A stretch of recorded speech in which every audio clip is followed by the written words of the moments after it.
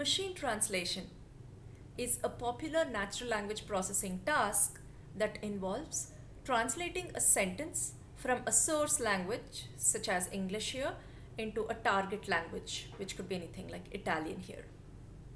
So let's look at a very brief history of machine translation and look at what are the state of the art models that are used at the moment. So a brief history of machine translation. So machine translation started with rule-based systems, and it started way back in 1950s and was very popular. Rule-based systems were very popular in 1970s, where people used dictionaries from one language to another along with many grammatical rules to figure out rules to translate from one language to another. And this got more complex because every language has different grammatical constructs and different rules of grammar, and it was hard to really use the same techniques from one language to another. So in 1990s, statistical techniques for machine translation became very popular. So these are essentially probabilistic models, and we will look at this a little more in detail in the next few slides. And then more recently, after 2010, neural machine translation became popular, where artificial neural networks are used for machine translation. So let's quickly look at some popular models for statistical machine translation. So IBM models are models that are an important step. There were 5 models: Model 1, Model 2, Model 3, Model 4, and Model 5, and all of them were essentially what they did was they said that they're called the noisy channel models, where we are saying that the target sentence, so these models are written that the source sentence is French and the target sentence is usually English when describing these models. So the target sentence is nothing but argmax of basically that sentence which maximizes this following probability of that English sentence itself or the target sentence itself into probability of the source given the target. Now this term probability of target is nothing but a language model, and probability of source given target was defined in many different ways.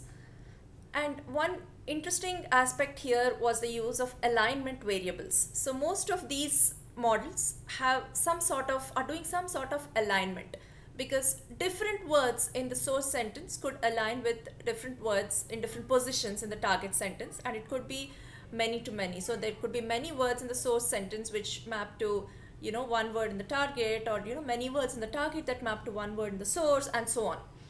So in order to model that, alignment variables were introduced, which an alignment variable indicates what position in the source is being mapped to what position in the target. So apart from the target words themselves, these alignment variables had to be inferred. So these were essentially the probabilistic models that were popular. And then Google Translate, which was introduced in 2006, was very popular and was based on SMT, or statistical machine translation. So it used the United Nations and European Parliament documents and transcripts to gather linguistic data to translate, to get data about European languages. But what it essentially did is it took a source language and then, mapped it to English and then to the target language. And it used English as a pivot in most cases. So this is about statistical machine translation. Now, neural machine translation is the state of the art. So early models of neural machine translation involved encoder-decoder style models, where we have a source sentence which is being encoded.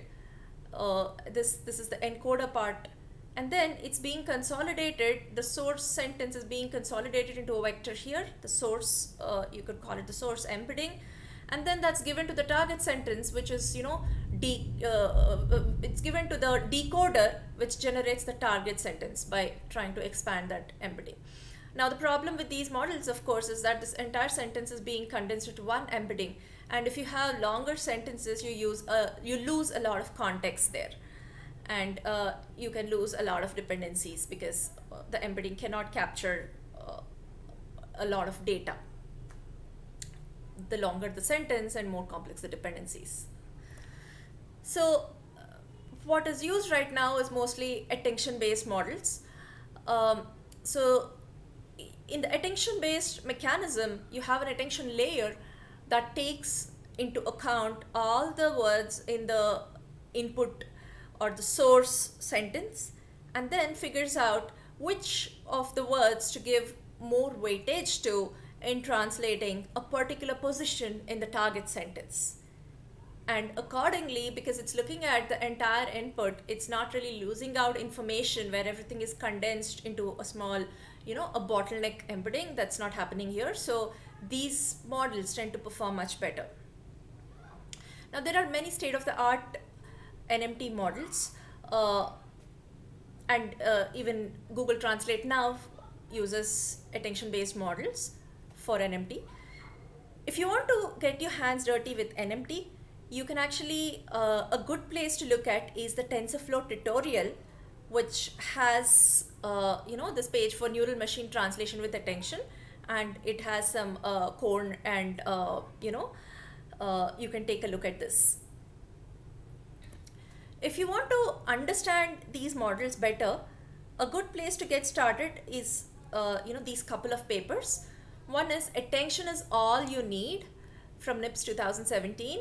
So this link is here, and you can just type the title and you'll get the paper.